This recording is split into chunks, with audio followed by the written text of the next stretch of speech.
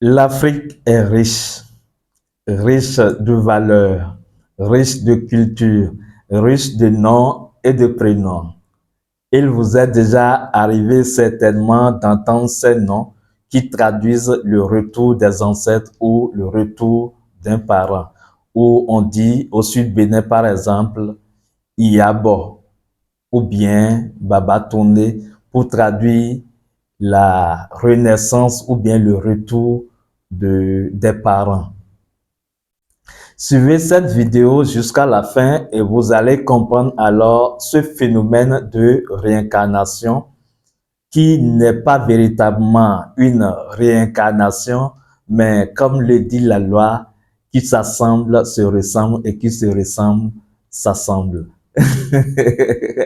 Je suis Soleil 4320 assis dans Tchinji, Isnom que la paix soit.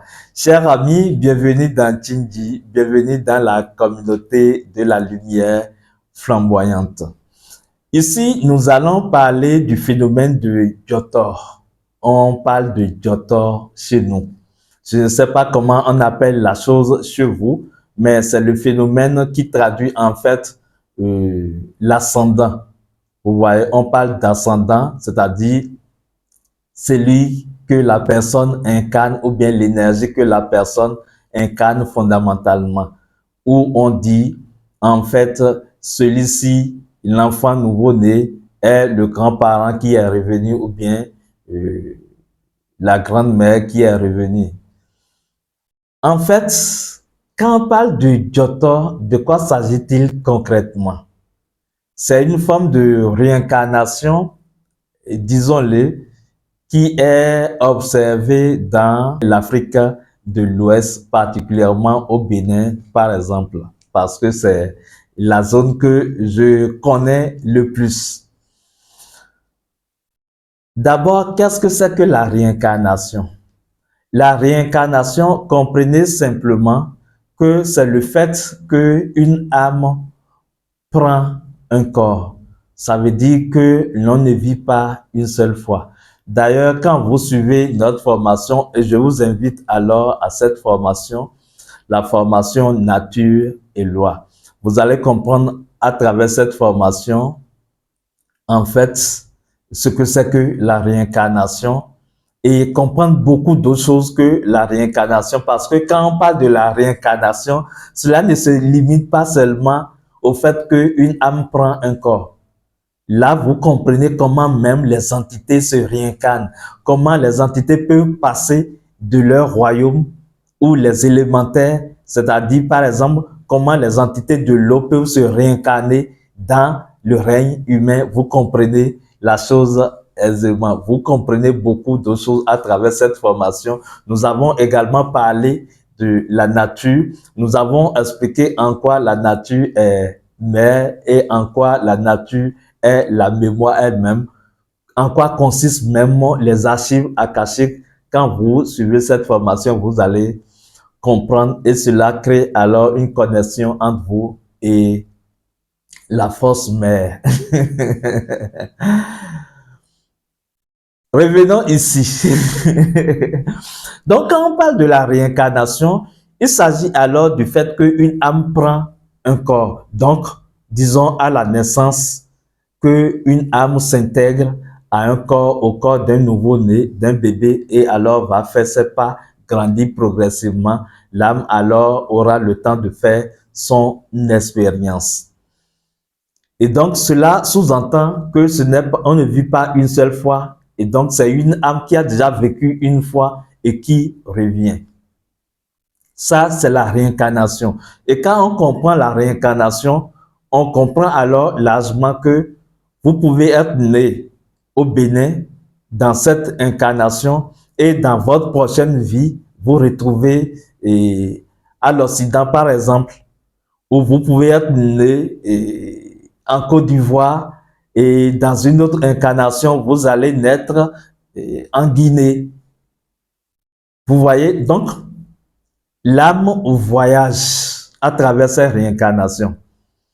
Il m'est arrivé de fouiller, par exemple, mes incarnations passées. Dans l'une des incarnations, j'ai été au Ghana, j'étais né au Ghana et j'ai fait certaines choses au Ghana.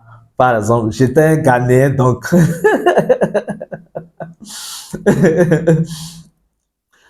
donc c'est intéressant hein, de fouiller dans cette vie antérieure parce qu'on découvre des choses très intéressantes et des choses des informations qu'on peut exploiter pour aller de l'avant dans son existence actuelle. C'est d'ailleurs ça qui amenait nos anciens, d'accord, à consulter quand l'enfant naît. Quand un enfant vient au monde dans une famille, les anciens de la famille consultent pour voir qui est en train de venir vers nous, qui vient vers les humains. Cet enfant, c'est qui réellement? Parce que ils reconnaissent que l'âme n'est pas à sa première naissance. Donc, l'âme qui naît, c'est toujours une énergie qui s'est incarnée et donc il y a un message, une mémoire qui suit cette âme-là. Cela leur permet d'orienter, d'éduquer, de savoir les principes de cette âme, les totems même de cette âme et qu'est-ce qu'il faut éviter. Il y a certains enfants qui viennent avec des interdictions déjà. Donc, quand les parents consultent, cela leur permet de respecter, de ne pas violenter la loi de cette âme qui s'est incarnée dans cette famille. Et il se fait que quand les parents consultaient, généralement, ils voient que c'est un grand-parent qui est revenu. En fait, ils consultent quoi? Ce n'est pas l'âme véritablement, et suivez-moi bien, mais plutôt l'énergie qui s'est réincarnée. C'est vrai que l'âme, c'est également de l'énergie. Si vous prenez la culture de l'Égypte antique, par exemple, on reconnaît l'âme comme le principe du mouvement, ce qui est toujours dans le déplacement, dans le mouvement. Donc, l'âme est reconnue comme de l'énergie parce que c'est l'énergie qui se déplace, c'est l'énergie qui se meut. Donc,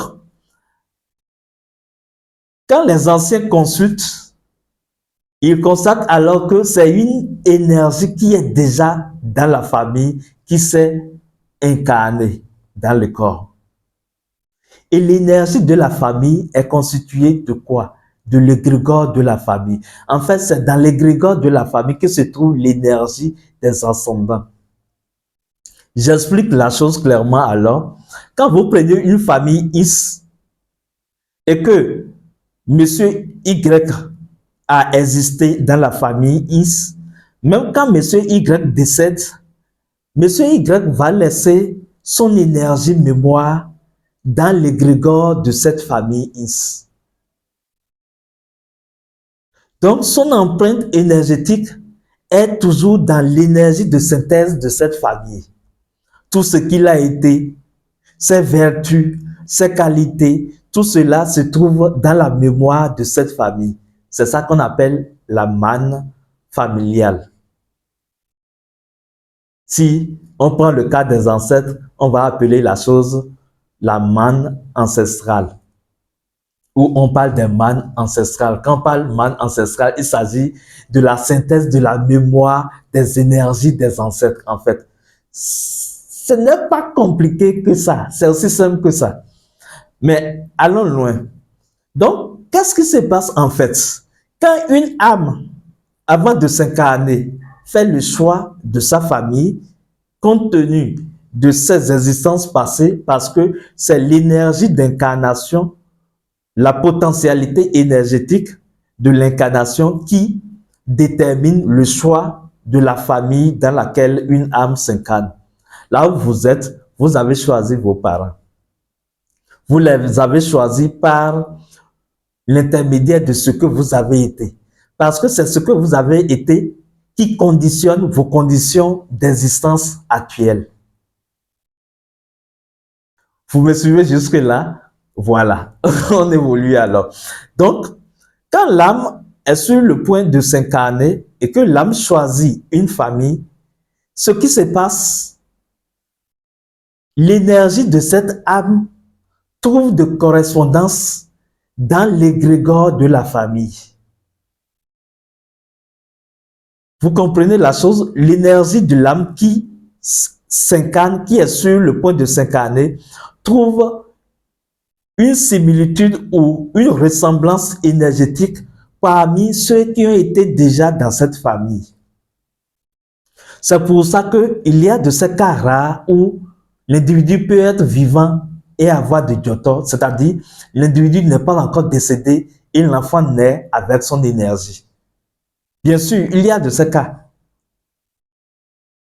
où la personne est vivante et se réincarne comme le dit la tradition africaine. Mais en fait, ce qui se passe, c'est que l'âme qui est sur le point de s'incarner retrouve de par lui son énergie, une énergie correspondance parmi ceux qui ont déjà vécu dans cette famille ou dans cette collectivité-là. Et donc, il passe par le couloir de cette énergie qui était déjà dans la famille pour s'incarner. Et vous savez ce qui va se passer? Il peut ressembler même à ce grand-parent ou à ce ascendant qui se trouvait, qui a été dans cette famille. Il se ressemble, même physiquement ou bien dans les comportements, alors que ce n'est pas la même âme, mais c'est une âme qui a emprunté le canal énergétique d'un ascendant. Alors, quand on consulte, on verra que c'est l'ascendant qui s'est réincarné. Les gens diront, après consultation, il s'agit alors d'une consultation qui se limite aux énergies. Ils diront alors que c'est tel aïeux qui est revenu. On dira Iyabo, c'est-à-dire Iya, la mère est revenue. Ou Baba Tourné, le père est de retour. Donc, vous voyez, l'autre chose qu'il faut expliquer, c'est que quand on consulte comme ça et qu'on détermine le Djotor de quelqu'un, c'est-à-dire l'énergie ascendante qui s'est réincarnée, alors ce n'est pas l'âme qui a été dans la famille, ce n'est pas nécessairement ça. Quand on consulte et qu'on trouve le Djotor, on trouve l'ascendant, on détermine alors les qualités, les vertus et les vices de cet ascendant. Et donc, on estime que l'enfant qui est né aura alors ces mêmes qualités. Et c'est normal parce qu'il a utilisé ce couloir énergétique pour se réincarner. Donc, l'enfant présente les mêmes qualités et les mêmes défauts.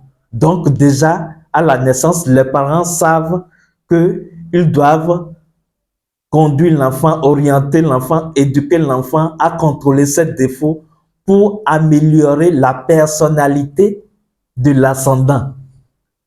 C'est en cela qu'on dit que malheur à l'enfant qui ne fait pas mieux que ses parents. Pourquoi? Parce que il a utilisé cette énergie pour s'incarner, donc il doit perfectionner cette énergie. Vous voyez, c'est ce qu'on comprend du Djotor. Donc, le Djotor, ce n'est pas la réincarnation. Le Djotor est plutôt une réincarnation énergétique et non une réincarnation d'âme. C'est vrai que la chose a son intérêt, mais quand vous cherchez votre Djotor, vous devez savoir ce qu'il faut faire avec. D'ailleurs, quand vous consultez pour le Djotor, il arrive souvent que on se rend compte que ce n'est pas une seule personne qui est son Djotor. Vous vous rendez compte que l'ascendant, l'énergie ascendante, ce n'est pas une seule personne. On peut vous dire dans plusieurs consultations à la fois, et c'est vrai, c'est des consultations dans la vérité, on pourra vous dire, vous êtes le Djotor, ou bien vous avez pour Djotor à la fois une grande-mère et un grand-père, ou bien l'oncle d'un parent. Vous voyez? Et tout est vrai. À des moments donnés, même, on vous dira que vous avez pour Djotor un couple qui était dans cette famille, puisque le couple était resté ensemble soudé et donc leur énergie s'est communiée et est devenue une même énergie. Donc, dans votre Joto, vous avez un père et une mère, un couple qui forme votre Joto. C'est bien possible tout cela. Vous voyez? Donc, c'est cela qu'on appelle le Joto, le phénomène de Joto, qui est en fait une réincarnation énergétique où, quand l'enfant naît, on recherche toujours son ascendant dans cette famille.